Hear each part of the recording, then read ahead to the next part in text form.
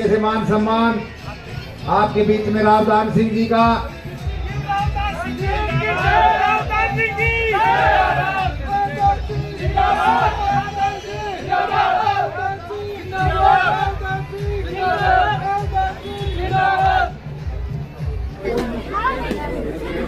महेंद्रगढ़ के वर्तमान में विधायक और कांग्रेस पार्टी के उम्मीदवार आदरणीय रावदान सिंह जी के समर्थन में आयोजित इस जनसभा में उपस्थित पिता तुल्य बुजुर्गों, माताओं, बहनों, नौजवान साथियों, प्यारे बच्चों, आज यहाँ गांव का वातावरण देख करके एक बात निश्चित रूप से समझ में आ गई है कि कोतलपुर एक तरफा रावदान सिंह जी के साथ है। ये यहाँ पर पूरा नजर आ रहा है। 36 कोण के लोग यहाँ पर मजबूती से रावदान सिंह जी के समर्थन में उनको आशीर्वाद देने के लिए आए हैं। मैं राजस्थान जयपुर से आया हूँ और शाहपुरा विधानसभा क्षेत्र से वहाँ से विधायक हूँ। मैं रावदान सिंह जी से लंबे समय से जुड़ा हुआ हूँ। 2013 का विधानसभा चुनाव भी मैंने राजस्थान में लड़ा, उसमें असफल रहा। फिर 18 में कांग्रेस पार्टी से मैं उम्मीदवार रहा, 3000 मतों से हार गया था। और ये जो 23 का चुनाव था, इस चुनाव में हमारे ऑब्जर्वर रावदान सिंह जी थे और रावदान सिंह जी से परिचय, नाम से तो इनका परिचय तो बहुत पुराना है। राजस्थान विश्वविद्यालय से आप छात्र राजनीति में लंबे समय से सक्रिय रहे और मैं भी राजस्थान विश्वविद्यालय छात्र संघ का अध्यक्ष 2010 में रहा। कई नौजवान साथी भाई अविनाश और कई साथी उस समय मेरे साथ विश्वविद्यालय में रहे, लेकिन रावदान सिंह जी जब ऑब्जर्वर थे, पर्यवेक्षक थे, उस समय 2023 में इन्होंने मजबूती से मेरी पैरवी करी, मुझे वापस कांग्रेस पार्टी ने उम्मीदवार बनाया और राजस्थान से सर्वाधिक 65,000 मतों से मेरी जनता ने मुझे चुनाव जिता करके विधानसभा में भेजा। आदरणीय रावदान सिंह जी बहुत मजबूती से अपने लोगों की मदद करते हैं और जिस तरीके से मैं कई गाँव में होता हुआ आया हूँ, हर जगह पर पक्की सड़क देखने को मिल रही है और गांव में लंबे समय से, क्योंकि रास्ते में जो चर्चा है कि ये भी अपने समय हुआ, तो मैं एक बात मानता हूँ कि जो व्यक्ति विकास की राजनीति को अपने जीवन का ध्येय समझता है और 36 कौम को साथ लेकर के चलता है, उस व्यक्ति का जब समय, क्योंकि आज ऐसा समय है, हरियाणा में कांग्रेस का राज बन रहा है। पिछले 10 वर्षों का जो राज भारतीय जनता पार्टी का हरियाणा में रहा या केंद्र में जो राज चल रहा है, आज किसान, नौजवान, मजदूर हर बार इस राज से परेशान है। और हम सब लोग, हरियाणा, राजस्थान के लोग, जो किसान, जो मजबूती से, मैं कह रहा हूँ कि हमारी जमीन का सीना एक तरीके से चीर करके जो अन्न उगाता है और पूरे देश को वो अन्न देता है, ऐसे किसान के साथ इस बीजेपी की सरकार ने जिस तरीके से हरियाणा की सरकार ने रास्ता रोक दिया, दिल्ली में जाने नहीं दिया, और जब दिल्ली में 700 से ज्यादा हमारे किसानों ने काले कानूनों के खिलाफ जो साजिश दी, आज हमको जवाब देने का समय है। नौजवान जो तैयारी करता था सेना में जाने की, जिसका हमेशा से जज्बा था कि वो सेना में जाएगा, देश की सेवा करेगा, उस जज्बे को कमजोर करने का काम किया है और देश की सेवा को, देश की सेना को इन लोगों ने, बीजेपी की सरकार ने कमजोर करने का काम अग्निवीर योजना ला करके किया है। आज 4 वर्ष में क्या नौकरी करेगा, किस तरीके से सेना में जाएगा, और जब वो शहीद हो जाएगा, अगर खुदा न खास्ता वो उसके छाती में गोली लग गई देश की सेवा करते हुए, तो उसको सैनिक सम्मान भी, शहीद का दर्जा भी ये सरकार नहीं देने वाली है। आज मजदूर को मजदूरी नहीं मिल रही है और नौजवान जो हमारे खिलाड़ी है, किस तरीके से अपने हक की मांग करने के लिए जंतर मंतर में बैठे उनके साथ अन्याय हुआ। तो ये सब बातों को ध्यान में रखने का चुनाव है। आदरणीय दान सिंह जी, आपके बीच में न केवल एक सामान्य उम्मीदवार है, ये हरियाणा की सरकार में एक महत्वपूर्ण ओहदा वाले व्यक्ति, जो आगामी चुनाव के बाद में जब सरकार बनेगी, निश्चित रूप से हरियाणा में एक तरफा कांग्रेस का राज आने वाला है। और महेंद्रगढ़ की जनता को, कोतलपुर की जनता को ये समझना पड़ेगा, अगर राज में हिस्सेदारी रखनी है, आपके क्षेत्र के विकास को और गति देनी है, आपको दान सिंह जी को जिताना पड़ेगा। मैं गारंटी से कहता हूँ कि कांग्रेस का राज बनेगा और महेंद्रगढ़ से कांग्रेस का राज हरियाणा में चलने वाला है, क्योंकि दान सिंह जी को महत्वपूर्ण इस राज में मिलने वाला है। इसलिए 36 कौम के लोगों को हमें सारी बातों को ध्यान में रखते हुए इस बार इस चुनाव को और गंभीरता से लेना है। ये ऐसा चुनाव है, व्यक्ति जब अपना काम करता है, राजनीति में आता है या नया आता है, तो लंबे समय जब वो अनुभव के साथ में आगे बढ़ता है, तब एक समय ऐसा आता है कि वो उस जगह पर चला जाता है जहां पर वो नीतियां जो बनती है उसमें उसकी हिस्सेदारी होती है, विकास की बात होती है उसमें उसकी हिस्सेदारी होती है। आज वो समय हरियाणा में राव दान सिंह जी का आ चुका है और महेंद्रगढ़ के लोगों को इसका लाभ लेना चाहिए, क्षेत्र के विकास को सुनिश्चित करना चाहिए। मैं अनुरोध करना चाहता हूँ, शाहपुरा जयपुर से आया हूँ, आपसे हाथ जोड़ करके विनती करता हूँ कि आप अपने महेंद्रगढ़ को मजबूत करिए, आदरणीय राव दान सिंह जी को मजबूत करिए और दोनों हाथ खड़ा करके इनको आशीर्वाद दीजिए कि 5 तारीख के दिन कोतलपुर का बच्चे से लेकर के बुजुर्ग तक का एक वोट राव दान सिंह जी को जाएगा। आपने जो मान सम्मान दिया, बहुत बहुत धन्यवाद। जय हिंद, जय भारत, राम राम। सर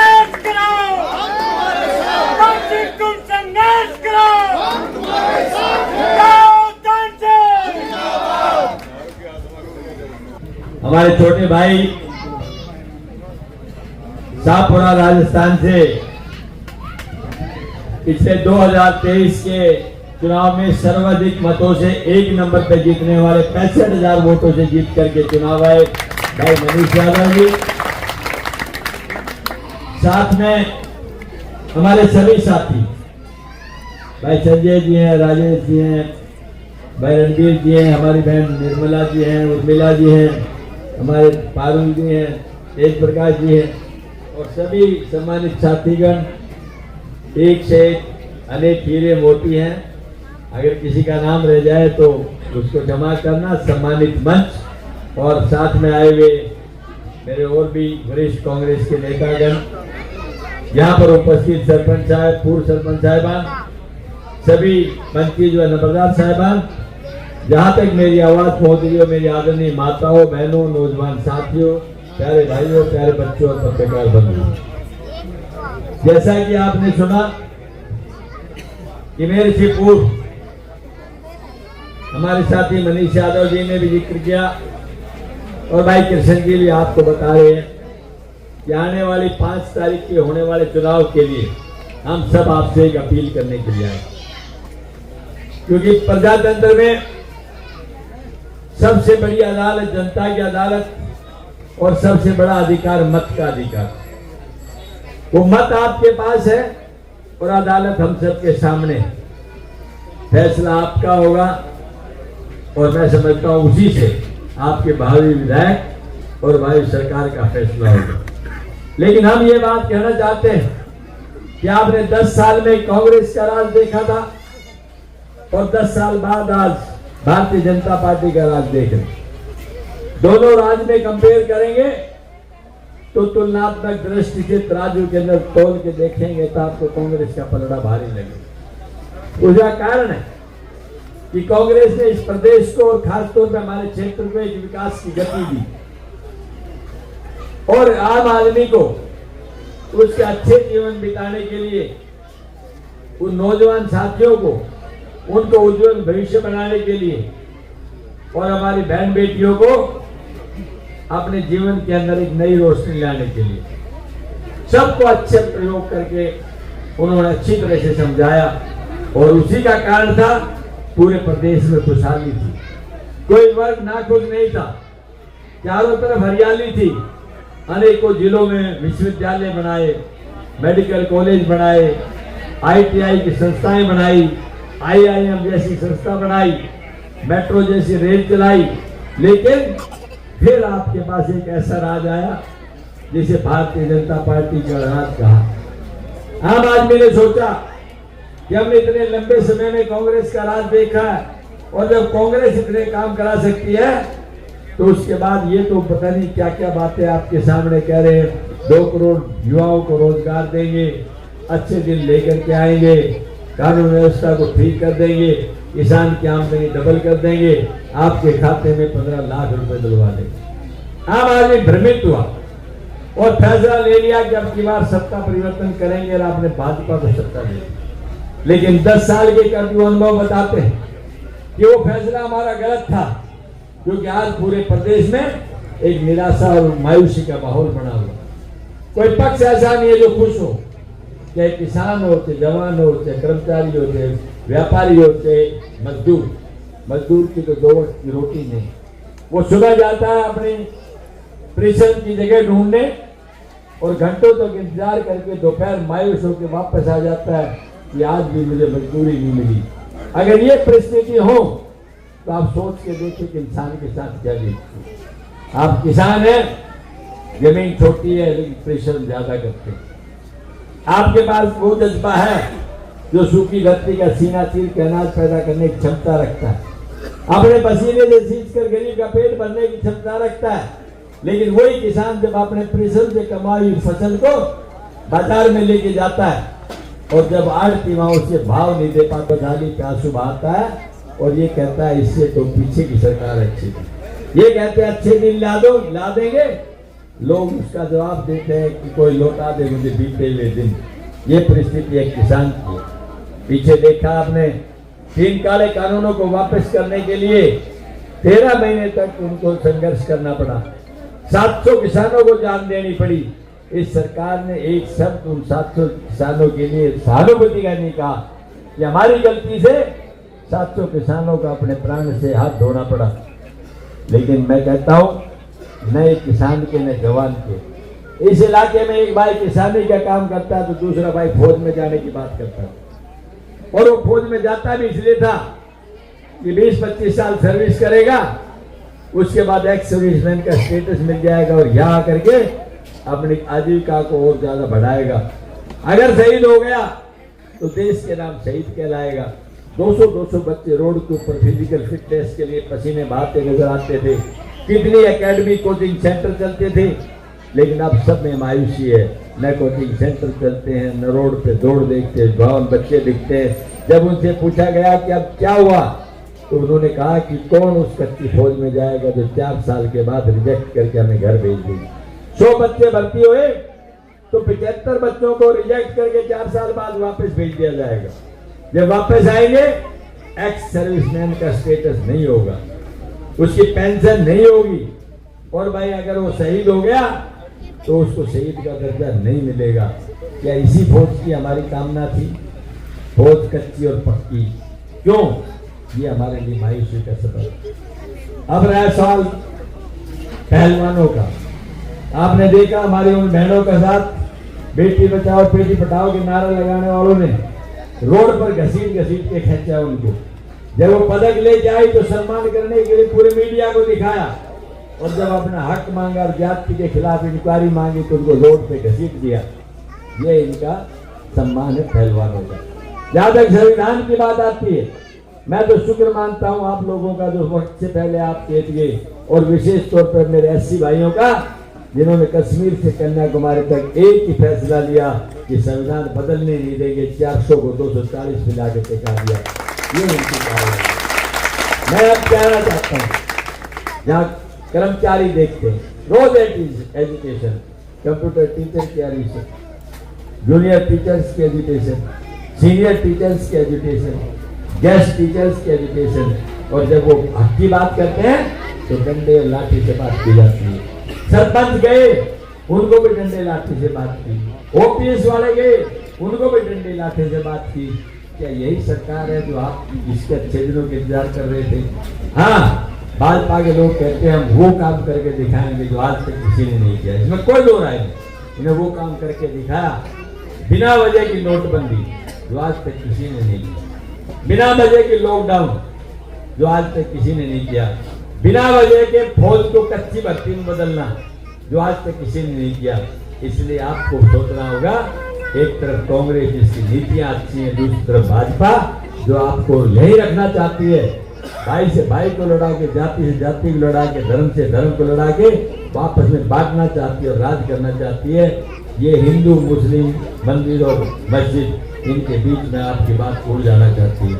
अब फैसला आपको करना है कि आप किधर जाना चाहते हैं। मुझे पूरा विश्वास है कि हरियाणा के अंदर आज आंधी तूफान की तरह से कांग्रेस आ रही है, और जब कांग्रेस की सत्ता आ रही है तो आप समझिए, मेरा निवेदन है अपने क्षेत्र की तरक्की के लिए, विकास के लिए, आने वाले नौजवान बच्चों के भविष्य के लिए आपको कांग्रेस से बढ़िया सरकार नहीं मिलेगी। और भाई मैं तो कहता हूँ, आपका भाई आपका बेटा आपसे निवेदन करने आया है कि हाथ का निशान है 2 नंबर पर बटन दबाकर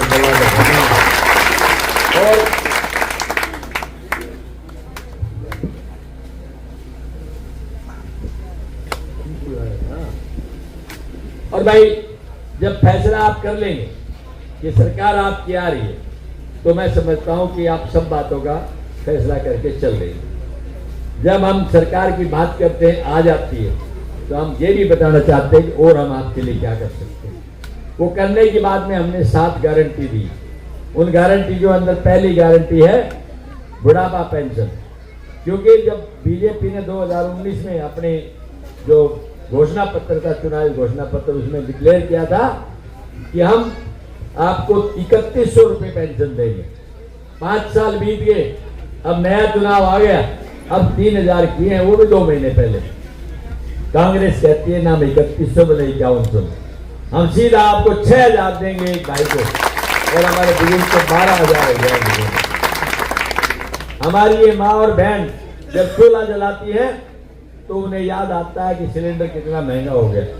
भाजपा के लोग जब 400 रुपए में सिलेंडर होता था, कपड़े उतार के उड़ाते थे कि हाय महंगाई हाय महंगाई।